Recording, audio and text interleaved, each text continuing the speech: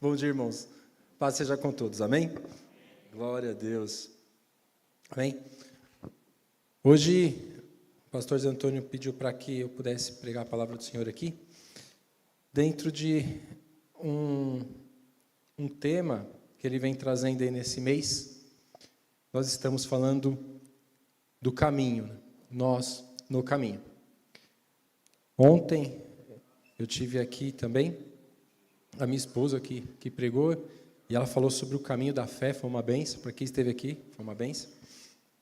E hoje eu vou falar sobre o caminho da graça. O caminho da graça, que é algo distorcido nos nossos dias, né?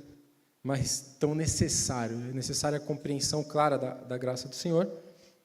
E para isso nós vamos usar um texto muito conhecido, o texto que está lá no livro de Lucas, no capítulo 18, a partir do versículo 10. Lucas 18, 10.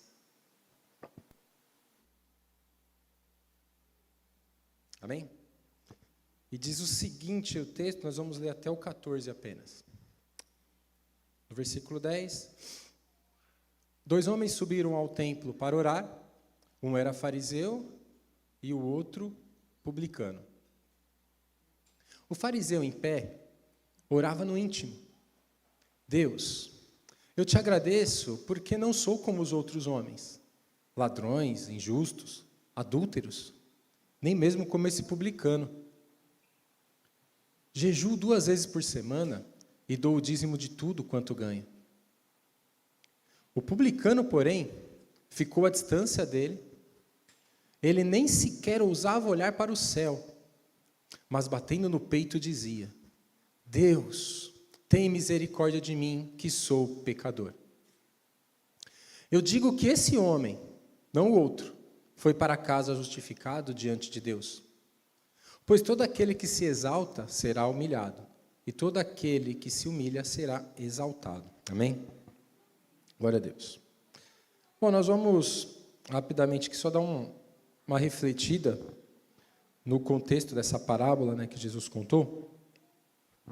Ele fala de 2 opostos claros, né? Ele fez questão de colocar 2 opostos claros, né? Um fariseu e o outro um publicano. Se você pensar que nós gostamos muito de rotular as pessoas, né? A gente imagina você mesmo enquanto cristão, se você frequenta a igreja, se você tem uma vida dedicada na igreja por muito tempo, as pessoas olham para você e esperam um comportamento de você. Agora, se você é um publicano, se você trazer para os nossos dias, se você é alguém que tem uma vida completamente distante, diferente, uma vida voltada a atos de promiscuidade, por exemplo, que todo mundo sabe o que acontece, então você passa a ter um rótulo também. E era mais ou menos essa a ideia de Jesus, né? Ele fala dessas 2 características aqui bem antagônicas, entre 2 pessoas bem diferentes. Então, a primeira, se você fosse um frasco, né? Se aquele publicano fosse um frasco e você fosse ler o rótulo atrás dele, você esperaria encontrar lá, né, na vida do publicano: puxa, ele é um traidor da nação, um avarento, um egoísta, alguém que se importa mais com as coisas desse mundo do que com as coisas de Deus, alguém que apoia um regime opressor, uma série de expectativas quando se lê o rótulo de um publicano. E, em contrapartida, se você pegar o fariseu e ler o rótulo dele, aí você já teria uma expectativa completamente diferente. Alguém justo, temente a Deus, profundo conhecedor das Escrituras, alguém que socialmente seria muito bem quisto, respeitado. Então seria um rótulo bonito de ser lido, né? Era essas 2 características indo para o templo. Mas eu fiz questão de meditar nessa passagem e refletir em algumas características que eles iam bem e juntos, iguais até um certo ponto. E de repente algo acontece que eles mudam, né? Nós vamos ver no começo do texto que ambos subiram para orar. Os dois tiveram a mesma atitude, né? Segundo Jesus. Os dois tiveram essa atitude. Então, essa atitude é boa, tanto para o publicano, como também era para o fariseu, certo? Os dois tiveram a mesma ideia. No caso do fariseu, ir ao templo era algo esperado. Se você lesse lá no rótulo dele, atrás do rótulo dele está escrito: ficar lá dentro do templo o tempo todo. Por quê? Porque a vida de um fariseu era fortalecida, exposta dentro do templo. E é interessante porque ele ir ao templo gerava nele um reconhecimento externo. Me explico. Se você é alguém que tem uma posição de liderança, ou se você é alguém que tem um trabalho na igreja, ir lá na igreja exercer esse trabalho te traz uma recompensa externa. As pessoas externamente veem: olha que legal o que ele está fazendo, olha que homem dedicado, olha que mulher dedicada. E ele recebe uma recompensa que no seu interior é refletido em prazer. Logo, para o fariseu, o ambiente natural dele era estar no templo. Fazia parte do seu cotidiano, era bom para ele estar lá, fazia parte. Mas e para o publicano? Então os dois foram, mas o fariseu já foi porque era bom para ele. No caso do publicano, se você puder imaginar, deveria ser uma tortura para aquele homem para o templo. Eu fiquei imaginando, né? Primeiro, enquanto ele estava caminhando para ir, imagina o olhar das pessoas. Onde será que ele está indo? Será que ele vai ter a cara de pau de ir para o templo? Já começa o problema no caminho. Já seria olhado desse jeito. Na porta, aqueles que o conheciam falaram: não acredito que esse cara vai entrar aqui mesmo. Eu não acredito nisso. Por quê? Porque ele era, no rótulo dele, né, o último lugar que está lá. Se você falar, conservar no templo, né, conservar na geladeira, né, no rótulo lá do fariseu, está lá, conservar no templo. No outro, longe do templo. Afasta esse cara de lá. Mas ele foi até lá, passou por todo esse inconveniente. E aí é importante você entender que quando ele entrava ali, no templo, aí a coisa ficava ainda mais difícil, porque os olhares, todo mundo ia olhar para ele de uma forma a expulsá-lo do ambiente. Então, todo o contexto de eles saíram para orar e subiram até orar, dizia que um era atraído àquele lugar e o outro era expelido daquele lugar. Mas os dois tiveram a atitude de ir, concordam? Então, até aqui, nota 10 para os dois, né? Aprovado, se eu colocar um checklist lá, aprovado. Então, sobre a atitude que Deus espera de um homem, ela é a mesma, seja você sendo um homem que está servindo a Deus, está alegre, está buscando ao Senhor, está com a vida em dia, se é que a gente possa dizer assim. Mas se você estiver todo quebrado, machucado, ofendido, o chamado, a expectativa de Jesus é a mesma. Que você se movimente para ir até a casa de Deus. Porque é ali que Deus vai tratar com você. Então, a saída, eu costumo dizer que ir para a igreja é um ato de fé. Ir para a igreja é um ato de fé.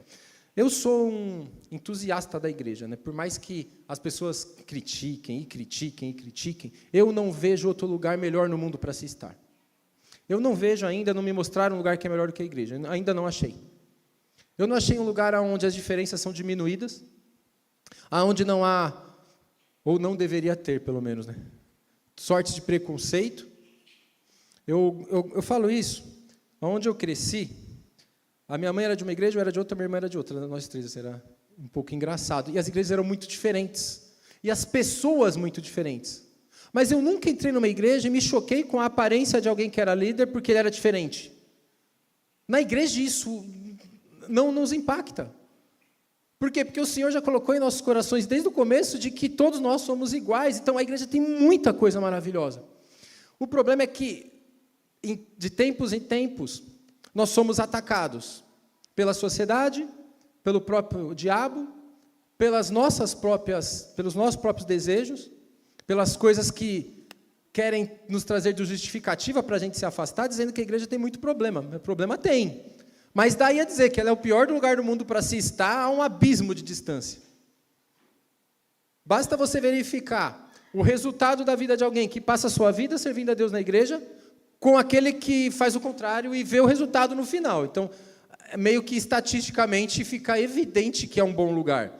E aqui já ficaria um primeiro ponto de chamado para nós. Desses dois homens, eu quero destacar 3 pontos, mas o primeiro ponto, que é bem claro para mim, é sobre a atitude. A atitude do fariseu e a atitude do publicano. O que se espera de você? Meu irmão, como diz lá em Hebreus, nós não devemos nunca deixar de congregar como é o costume de muitos. Se espera que nós congreguemos. Se espera.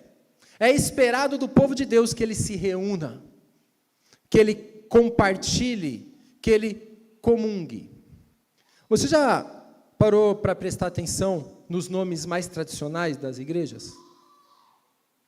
Uma assembleia, uma reunião de pessoas. Estamos reunidos lá, estamos em assembleia o tempo todo. Estamos unidos. Comunidade. Vivemos em comum. Igreja, eclésia. Nós partimos de uma pré-necessidade de comunhão. E esses homens sabiam disso. Um sabia e exercia o seu trabalho religioso, e o outro não estava exercendo, mas sabia.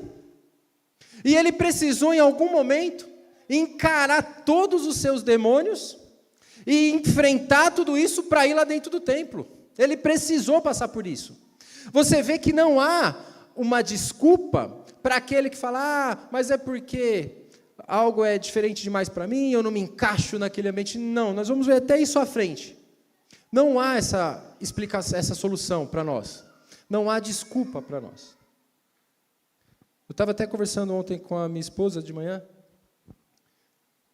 Há muitos anos atrás,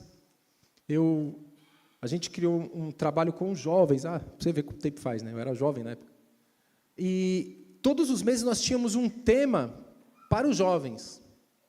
E um mês, o Senhor colocou no meu coração um tema que era: estamos expostos e não há cavernas. E a ideia era dizer que não há como se esconder de Deus, nem para o bem, nem para o mal, não há, como a própria palavra de Deus diz, né? Por mais que a gente tente fugir. E aí eu conversando com ela, eu falei, poxa, eu me lembrei desse tema. Ela falou, nossa, mas você buscou lá? Eu falei, pois é. E eu me lembrei e descobri que isso é maravilhoso, mas é assombroso ao mesmo tempo. Porque imagina que seus pensamentos, sabe, quando você pensa mal de alguém, ou quando você julga mal, ou quando ninguém sabe o que você fez de errado, mas você sabe, não há como se esconder disso. Isso é assombroso. Eu falei, mas aí onde vem a maravilha? Vem a maravilha porque Jesus fala, nesse contexto todo, que se você não o conhecer para receber dele o perdão e a graça, é impossível que você seja renovado. Impossível. Então, quando eu me encontro numa situação de tristeza profunda que ninguém sabe, ou algo que ninguém sabe que eu fiz, e eu sei que Deus está vendo, eu só posso me apegar na misericórdia dele. Em mais nada. Eu não tenho mais nada para oferecer para o Senhor, porque Ele sabe daquilo que está escondido. E esses dois homens sabiam, e é por isso que eles irem até aquele lugar, era a representação de alguém que cria, que tinha um fio de esperança ainda na restauração da sua vida. E isso aqui nos traz para esse primeiro ponto que você precisa pensar na sua vida. A sua atitude a respeito da sua vida com Deus é condizente com a necessidade urgente que nós temos de buscar a graça e a misericórdia do Senhor? Nos caminhos dessa graça, a impressão que nos dá é que não há esforço nenhum da nossa parte, mas eu não entendo muito bem dessa forma. Eu gosto de uma frase que diz, né, não é de graça, é pela graça. Houve um preço que foi pago para que nós pudéssemos conhecer a graça. E a partir desse momento que você conhece a graça, já não há mais peso nenhum em qualquer coisa que você fizer, porque você não pode comprar a graça. E a nossa mente, ela costuma confundir e inverter isso, dizendo, eu não preciso fazer absolutamente nada, uma vez que a graça me foi dada. Mas, na verdade, você busca fazer tudo, sabendo que o tudo é incapaz de comprar a graça. A sua mente passa a não mais exigir nada em troca. Eu não preciso de mais nada em troca, porque tudo já me foi dado. E é aí que vem o cumprimento das palavras de Jesus, quando ele diz que o fardo dele é leve. Poxa, você descobriu que você não pode pagar, mas você é motivado a subir ao templo para orar. E aqui é uma figura de linguagem. Você é motivado a manter a sua vida buscando a presença de Deus, se esforçando nas coisas de Deus, fazendo com que a sua vida de alguma forma reflita a glória de Deus. É isso que ele está mostrando aqui nos dois. E nesse ponto os dois foram bem, né? Os dois estiveram lá. Eu tenho o livro que mais me impactou a respeito desse tema, é o livro do Dr. Charles Swindoll, O Despertar da Graça. E eu peguei uma frase para cada um desses tópicos dele. E ele fala na página 230. A graça não apenas nos liberta do pecado, mas também da vergonha. Você consegue entender a profundidade do que esse doutor falou? Porque às vezes a gente acha que o pecado é só punitivo. Bom, tira a punição e tudo bem. Mas no outro dia de manhã você tem que encarar a vida. Você tem que encarar as pessoas. Tem que encarar a si mesmo. Isso te fere por dentro. E a graça, ela não é poderosa só para falar, tudo bem, seu pecado está perdoado, mas você vai continuar se sentindo um pecador completamente. Não, ela vai mais fundo, e ela tira de você a consequência que o pecado gera, de tão poderosa que ela é. De tão poderosa que ela é. Então, querido, o primeiro ponto é sobre a sua atitude a respeito de buscar andar no caminho da graça. Se você se esforça muito pouco para isso, pode ser que em algum momento da sua vida você entendeu que não necessita mais dessa graça. E não que ela já é tão suficiente que você não precisa mais buscá-la. E é aqui que está o risco. Quando nós achamos que nós já somos suficientes, né? O segundo ponto é que esses dois homens, ao entrarem lá e começarem a fazer o seu processo de culto, eles foram bem diferentes. E aí tudo muda. Até sair de casa, entrar no templo, ó, nota 10. Mas agora tudo começa a mudar. Interessante que os dois fizeram o que Jesus espera que nós façamos na igreja. O quê? Autoavaliação. Os dois fizeram. Nós não viemos aqui para avaliar o outro. Para avaliar a qualidade da música, a qualidade do ar-condicionado. O que o apóstolo Paulo nos ensina? Avalie-se, pois, o homem a si mesmo. Ou seja, você entra aqui para fazer uma autoavaliação. Fala, peraí, como está a minha vida? Como está o meu coração? Como está o meu relacionamento em casa? Como está a minha vida com Deus? Como eu estou vivendo a vida? E a partir daí você toma decisões. E isso, muitas vezes, é o que nós queremos evitar. Porque, na maioria das vezes, nós já sabemos a resposta. E esses dois homens fizeram essa autoavaliação. E aí, quando você analisa os dois homens, o fariseu começa, e já no começo você vê que vai dar problema. Porque ele começa a sua oração falando, graças te dou. Mas ele não fala graças te dou no sentido de que Deus fez nele. Ele começa a tirar Jesus de cena e falar dele mesmo. Graças eu te dou porque eu não sou. Olha só, não é graças eu te dou porque tu és. Não, é graças eu te dou porque eu sou. A partir desse momento, há uma ruptura clara do fariseu com aquilo que Jesus esperava que acontecesse no culto. E muitas vezes nós temos as nossas rupturas, quando nós estamos aqui, tendo a atitude certa de sair de casa e tendo a atitude certa de fazer a autoavaliação. Aí você começa a olhar para o outro e fala assim, olha aqui, ó Deus, ainda bem. E é interessante porque ele faz isso. E você percebe outra coisa, que eu nem tinha preparado, mas você vai lendo e vai... Ele se isola e fala no seu íntimo. No seu íntimo. Ele estava tão cheio de si mesmo, que ele consigo mesmo, ele olha para Jesus e fala, está vendo aquele cara ali, ó? Ele não estava ouvindo o publicano, estava longe dele. Está vendo? Eu não sou igual a ele. Ou seja, a referência era, aquele é muito ruim. Meu irmão, quando nós saímos do nosso lar para vir na igreja, para analisar o outro, começa o fracasso aí já. Já começou aí. Quando você começa a falar de si mesmo, como se você tivesse alcançado tudo o que precisava, você começa o seu segundo fracasso. Porque sempre há algo a ser corrigido. Até o pastor Diogo chamou todo mundo para orar, falando, pastor Diogo, a verdade é que se toda vez a gente falar, se alguém precisa de oração, vem aqui à frente, não vir, tem algo errado. Porque quando é que em sã consciência nós podemos dizer que não precisa de nada? Nós não precisamos de nada que venha do Senhor. Quando? Quando é que está tudo tão em ordem assim que nós não precisamos de nada, né? Mas esse homem fariseu fez alguns comentários. E aqui moram algumas armadilhas, né? Primeira armadilha que mora aqui dentro é, meu irmão, isso é super importante. Os cenários positivos e a sua situação atual agradável pode te servir de tropeço. Pois você facilmente pode pensar que está vivendo em estado de graça.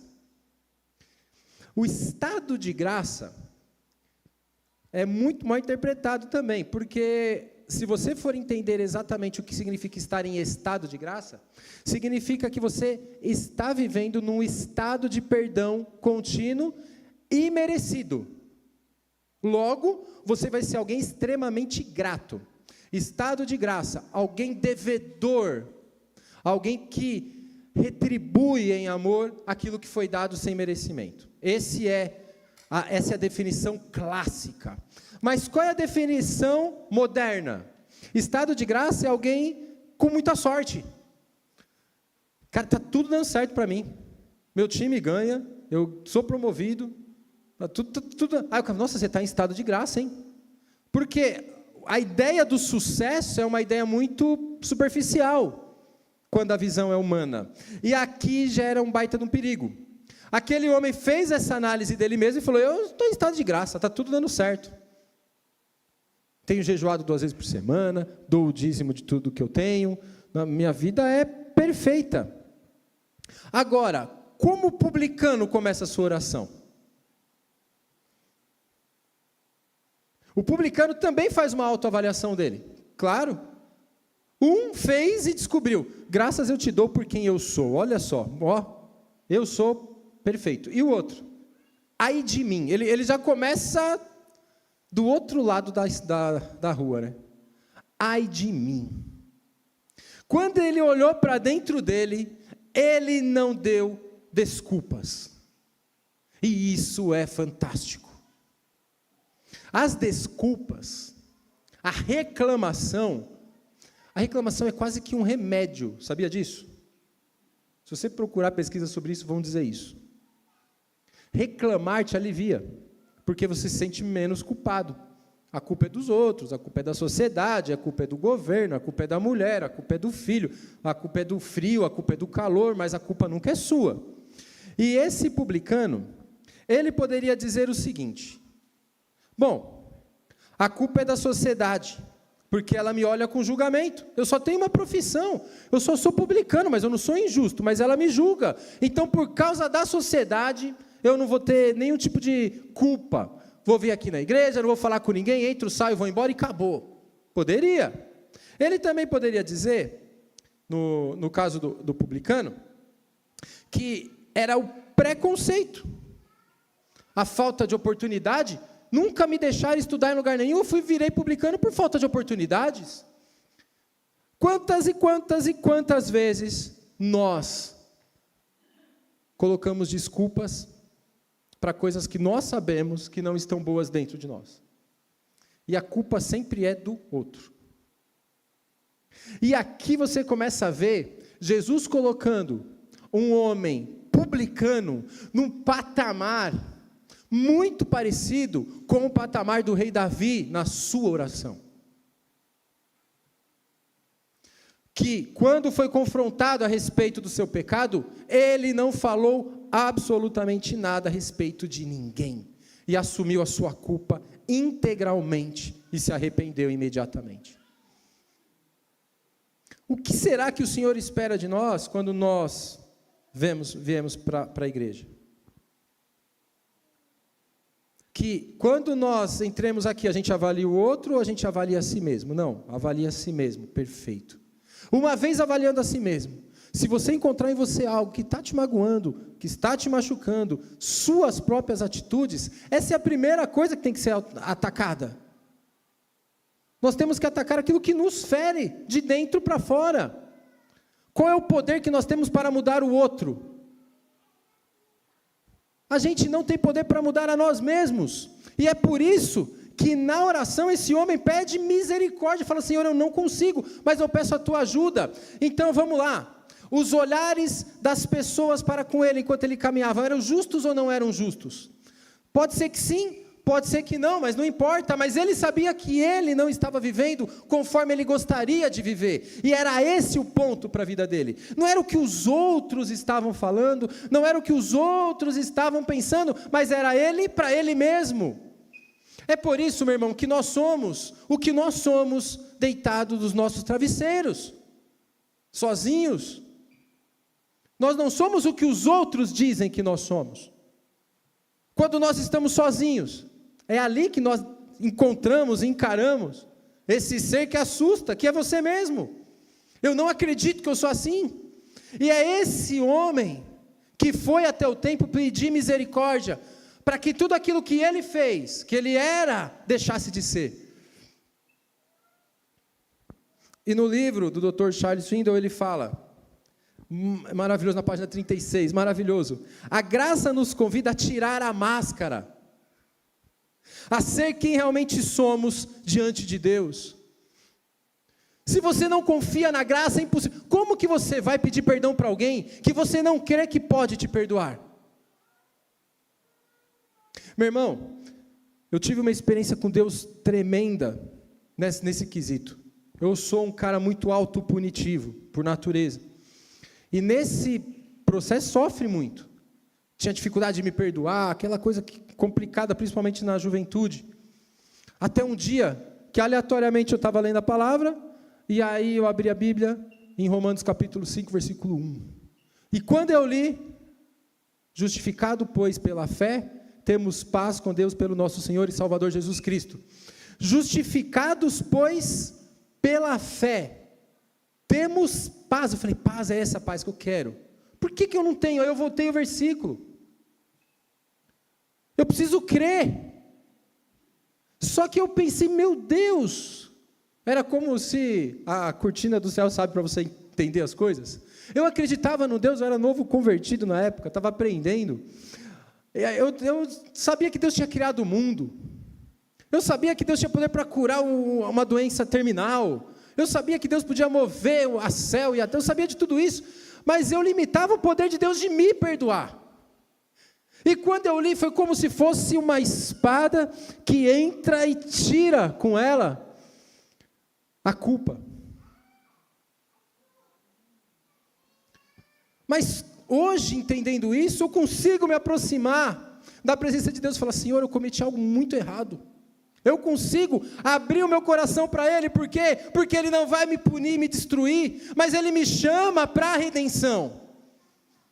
Ele chama você para a redenção, de forma que o homem que conhece a graça, nunca mais ele é o mesmo. Ele é completamente transformado, porque ele passa a ter acesso a um poder transformador para a sua vida. E eu vou falar, meu irmão, não há prazer maior do que ser perdoado por Deus. Não existe. Você pode ter riquezas, bens, você pode ser curado de uma doença, amanhã ela volta, ou vem outra, tudo se perde. Mas quando você é perdoado por aquele que é o único, que tem poder para te perdoar, que tem poder de fato para te perdoar, nada mais importa. Então faça a autoavaliação quando estiver buscando a Deus nos caminhos da graça. Não tenha medo de encarar os seus problemas, encare logo, vai para cima dele e encare. Quanto mais rápido a gente encarar e falar com Deus, mais rápido Ele tem condição de tirar isso da sua vida. Por mais que você fale: poxa, mas Tal pessoa não vai me perdoar, o mundo não vai me perdoar, vão me questionar, por mais que tudo isso aconteça. Ele é poderoso para fazer infinitamente mais do que a gente possa pensar, imaginar, planejar. E o outro ponto, eu quero que você entenda que muitas vezes a ideia do rótulo nessa mensagem, ela vem de propósito. Nós queremos nos rotular também. E se eu perguntar aqui, você se identifica mais com o publicano ou com o fariseu? Como nós sabemos o fim da história, nós vamos falar, não, com o publicano. Com o publicano, porque eu também sou um cara que reconheço meus erros, eu sou igualzinho. Eu não sou igual aquele fariseu hipócrita, não. Mas eu vou te dizer que no nosso rótulo não está esperando o que esperava no publicano. Você concorda? No rótulo da sua vida, está esperando o que estava no rótulo do fariseu.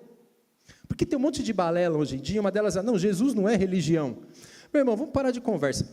Para quem não é cristão, para quem é de outra religião, ser protestante é ser religioso. Ponto. A palavra religião, se religar, não tem... Nós demonizam as palavras, né? Não, é isso mesmo. E a sociedade espera algo de nós, sim. E se ela for pegar o seu rótulo, falar, peraí, o que eu espero desse povo aqui? Ah, meu amigo. Ah, meu irmão. Ele não espera que você seja igual ao publicano, não, tá? Escreve aí o que eu estou te dizendo. Ele espera coisas muito diferentes. Então, o seu risco nessa parábola não é ser igual ao publicano. É ser igual ao fariseu. O alerta é esse. Querido, vem cá. Quando você entrar na casa do Senhor, mas eu sirvo a Deus há 50 anos, eu sempre cantei, eu sempre preguei, não importa, é para você que Jesus está falando, quando você entrar ali, para, tudo isso não vale nada, se você não tiver hoje, vivendo o que o Senhor tem para você. Se você tiver hoje algo que te atrapalhe, o que Jesus ensina? Nem faz a oferta, se for contra o teu irmão, vai embora, se acerte com ele, depois volta e faça, ou não é verdade? Ou seja, é um alerta total e completo, contínuo, para que nós vigiemos, vigiai, pois, e orar. Quantas vezes os apóstolos diziam, você pega a carta de Pedro, cuidado, o diabo está ao seu derredor, te perseguindo, cuidado, vigia, não sente com eles, não fique com aqueles, não comungue com os outros, era um monte de alerta para a gente. Por quê? Porque nós temos em nós uma esperança, o mundo tem na igreja a esperança de ver, de visualizar o que é o reino dos céus. Vocês me desculpem, mas nós somos a luz do mundo. Nós podemos até estar apagados, mas que nós somos a luz do mundo, nós somos. E o que Jesus falou? Se nós somos a luz do mundo, a gente tem que ser colocado no alto da cidade, e não escondido. Nós somos o sal da terra, e se o sal não servir para salgar, para que ele serve? Para nada. Parece que muitas vezes nós nos esquecemos dos alertas que ele nos traz. Então, quando você entrar naquela porta, ou quando você entrar no seu quarto para orar, não adianta a gente ficar usando de vãs repetições, como fazem os artistas, os hipócritas, que vão lá nas esquinas e gritam e falam bonito, mas não vivem nada daquilo, não experimentam nada daquilo.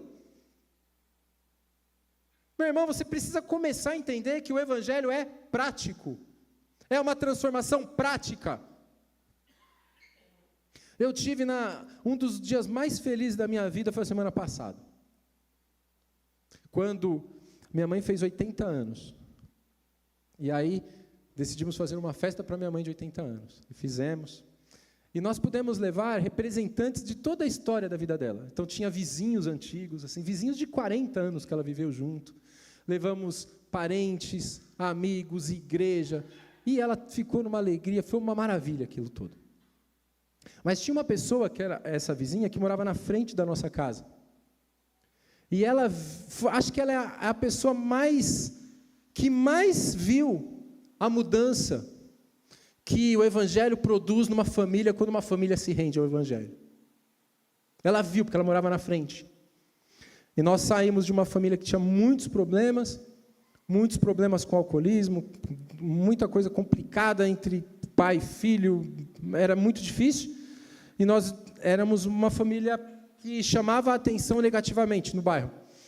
E quando todos se converteram, isso se inverteu, e a nossa casa passou a ser lugar das pessoas virem para receber oração, a coisa mudou completamente, ela esteve lá. E quando eu via, eu comecei a chorar. E eu não chorava pela alegria mais da minha mãe, eu já chorava pelo que o Senhor faz, quando você o conhece. O Evangelho é uma pérola preciosíssima, que transforma o coração do homem, mas que tem sido encaixotada e vendida como uma bijuteria barata. Ela não é. Ela não produz uma mudançazinha pequena, ela te transforma completamente de dentro para fora.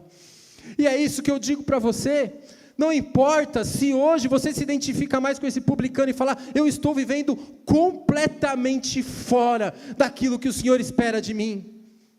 Todo mundo já sabe que eu tenho vivido com hipocrisia, com falha. Não importa isso hoje. Não importa também se você está aqui há muito tempo e todo mundo te admira, também não importa. O que importa é que é necessário que você faça uma autoanálise. E se houver algo a ser transformado, tanto se você se identifica com o publicano, quanto com o fariseu, que hoje você receba a graça que perdoa os seus pecados. Não amanhã, mas hoje. Agora. Se você ouvir a voz do Senhor, não endureça a vossa cerviz. Se Ele está falando com você, aceite. Então o terceiro ponto é, para quem é direcionada a graça de Deus? Para o publicano, para o fariseu? Para quem está com uma situação confortável? Para quem está em uma situação totalmente desfavorável? A graça é para mim, estou aqui pregando hoje. Sem ela eu estaria consumido. Não há alguém aqui que possa dizer que conseguiu se livrar das suas falhas por si mesmo. Não há um sequer. Por isso que o nome de Jesus precisa ser adorado no meio da sua igreja, porque Ele é poderoso para perdoar a todos nós. Se você se arrepende, você é perdoado. Os caminhos da graça são caminhos de maravilhas, de paz, mesmo em meio à guerra. Às vezes a gente quer resolver as guerras de casa, as guerras do trabalho, as guerras na escola, as guerras na família. Mas eu vou dizer para você que não há solução, porque nesse mundo aqui, nós teremos muitas aflições. Os nossos inimigos muitas vezes estão em casa. Isso dói, isso machuca. E Jesus ensina que você não precisa lutar com eles antes. Se ele bater em você numa face, você dá a outra. Porque você já venceu. Já não há mais o que lutar. Já não há mais o que lutar. A luta já é ganha. A graça é para mim hoje. A graça é para mim agora. Não é daqui meia hora, é agora. A graça é contínua. Não há como chegar na presença de Deus e se sentir completamente refeito. Não há. A não ser pela graça. Por último, nós somos dependentes da graça. Dependência completa. Se você entende que sempre é devedor, sempre será como esse publicano, ainda que você tenha as vestes do fariseu. Você pode entrar aqui com as vestes do fariseu, com o rótulo do fariseu, mas quando você entrar na presença de Deus, você vai falar, Senhor, ai de mim. Ai de mim. Se não for a tua glória, a tua misericórdia e a tua graça, eu estaria perdido. E isso te leva à humildade. E aí a última citação que nós temos, na página 52 do Despertar da Graça, diz o seguinte: a graça está disponível a qualquer um que se aproximar com um coração humilde, assim como o publicano na parábola. Não importa quem você é, onde você esteve ou o que fez. O que conta é a postura diante de Deus. É isso que conta. Qual é a postura que você quer ter diante de Deus? Se você tiver um coração humilde, quebrantado, e não pôr a culpa em terceiros, certamente você estará andando nos caminhos da graça. Amém. Vou pedir para você ficar em pé. E ainda antes da gente terminar, eu quero fazer uma oração com vocês, mais uma vez. Sabe, a gente às vezes precisa de ajuda, e isso passa também pela humildade. O pastor Zé Antônio me ensinou muitas coisas, mas uma das coisas mais lindas que ele me ensinou, e acho que ele nem sabe disso, foi uma frase um pouco pesada, mas boa. A gente tem que tomar cuidado com a maldita reputação. Não sei se vocês lembram dele falar isso. A gente está tão preocupado com o que os outros pensam acerca de nós, que nós nos esquecemos do que Jesus pensa a respeito de nós. Ele está em todos os lugares, e não há cavernas, não tem como se esconder. Então feche os seus olhos agora, e se hoje a palavra do Senhor falou ao seu coração, fale com Ele e responda. Mas fale mesmo, com tudo que há em você. Talvez você fale, Senhor, eu estava enganado, eu estava achando que eu estava super certo aqui, mas eu não quero ser como aquele fariseu, não. Eu quero sim ser uma pessoa super honrada, eu quero ter as coisas no lugar, eu quero ser benquisto, quero. Mas ai de mim, porque eu sou dependente da Tua graça. Senhor, nós estamos na Tua casa, Pai. E a Tua casa é chamada casa de oração, Senhor. Nós não fazemos da Tua casa, Pai, a casa dos cambistas. Não, nós não vendemos a Tua palavra. Nós estamos aqui anunciando o Evangelho como nós recebemos. De graça recebemos, de graça nós anunciamos. E a Tua palavra um dia veio de encontro aos nossos corações. E o Senhor trouxe uma mudança completa para aqueles que ousaram crer no Deus que tem poder para perdoar os pecados. Nós não cremos apenas no Deus que cura o corpo físico. Não. Nós cremos no Deus muito mais profundo do que isso.